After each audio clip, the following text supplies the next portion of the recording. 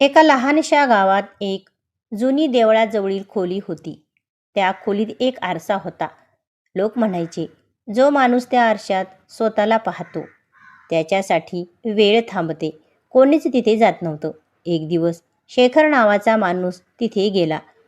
तो कायम म्हणायचा, वेळ म्हणजे काहीच नाही, सगळं नशिबावर आहे. तो आरशासमोर उभा राहिला. क्षणात सगळीकडे शांतता पसरली. बाहेरचा आवाज बंद झाला. घड्याळ काटे थांबले. आरशात शेखरला स्वतःचं प्रतिबिंब दिसलं. पण ते हसत नव्हतं. आरशातील शेखर म्हणाला, तू वेळेची किंमत केली नाहीस म्हणून वेळ तुझ्यासाठी थांबली. शेखर घाबरला. मला परत जायचं आहे, तो ओरडला. आरशातून आवाज आला, वेळ परत हवी असेल तर आयुष्याची कदर कर. क्षणात सगळं पूर्वीसारखं झालं. शेखर बाहेर आला. घड्याळ चालू झालं. पक्षी पुन्हा किलबिल करू लागले. पण शेखर बदलला होता.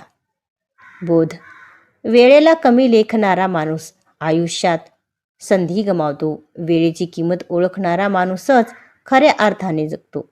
तर मित्रांनो, कशी वाटली ही गोष्ट ते कमेंटमध्ये नक्की सांगा आणि चॅनलला नक्की सबस्क्राईब करा. आणि तुम्हाला कोणत्या प्रकारच्या कथा ऐकायला आवडतील ते नक्की सांगा. धन्यवाद.